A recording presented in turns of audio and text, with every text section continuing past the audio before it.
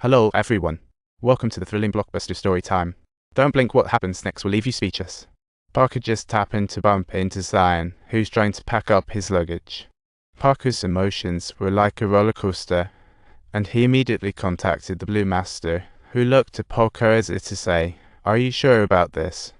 Seeing Parker so worked up, Zion was ready to leave with a not my problem attitude, but Parker was not about to let this opportunity slip away. He rushed forward, ripping off the secret leaden bag. Seeing Zion confused, Parker, overcome by curiosity, squatted to take a closer look.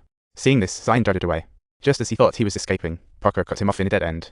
Zion just happened to be roughly tossed to the ground by Parker, who swiftly picked up the handcuffs from the floor, filled with the sensation of being a superhero. However, this made Zion realize being cuffed meant goodbye to freedom, so he struggled with all his might. In the chaos, he kicked Parker's gun away and smashed a brick on his head. But instead of knocking Parker out, it only fueled his anger. Zion was so terrified his legs turned to jelly, but he accidentally stumbled upon a gun. He didn't dare to hesitate, swiftly mustering all his strength to stand up and pointing the gun directly at Parker. Facing him, he shouted loudly, "Dare you to take the challenge? Come on, take a shot." But of course, the cop's first bullet was a blank, a classic misunderstanding. Though Parker was unhurt, Zion felt a nostalgic sense of safety. He trembled, gripping his belt as if for battle. He struck a pose as if in a shooting competition, making Parker take this female warrior seriously and consider lunging for the gun. But Zion shot him like an arrow right through the chest, and that bullet was solid enough to make Parker hit the ground, soaked by rain and tears. For the first time, Zion regained his confidence, but once he calmed down, he felt not only relief but also a deep psychological break. He started thinking about ending it all, but the thought of those still living happily made his rage surge like a volcano. From then on, his life was intertwined with revenge.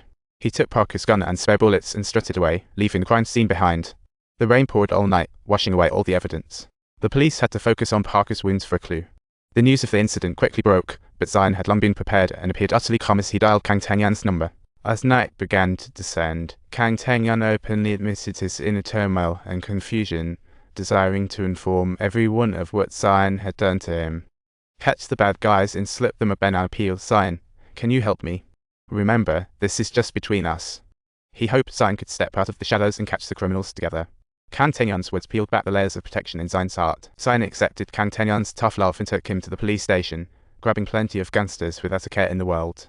He spotted the two former lovers, and just a glance sent chills down his spine, the memories of fear playing on repeat in his mind. He saw those two scoundrels confidently leaving the police station, chatting about dinner, and Zion instantly felt murderous. He stopped pondering why these criminals roamed free, closely tailing them until he pinpointed their residence. Since the court wouldn't discipline them, he decided to give them a lesson in love, so he went back to the factory and quit his job.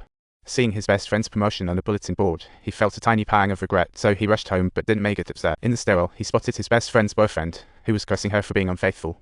Zion was tempted to ignore him, but the bloodstains on his pants hit him like a lightning bolt.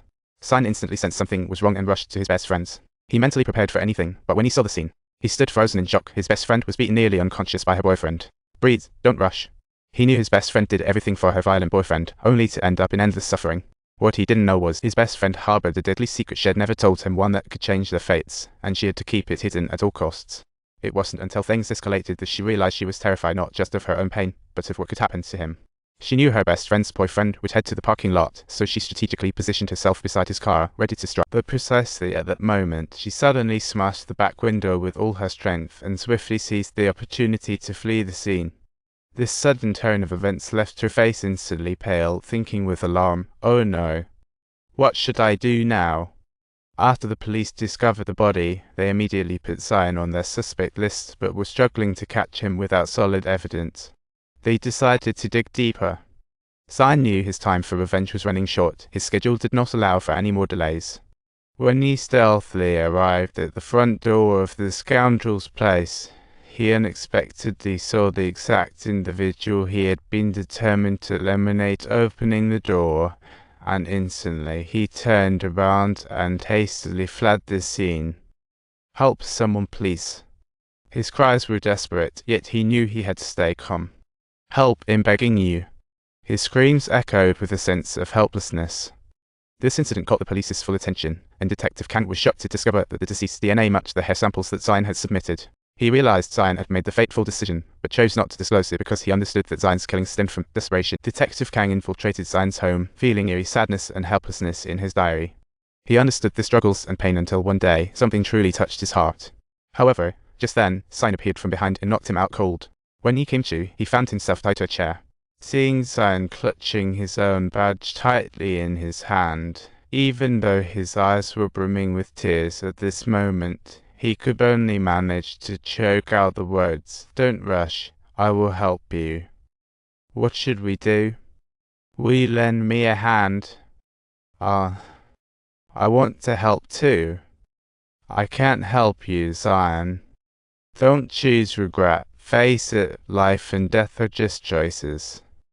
This is the choice that I have made.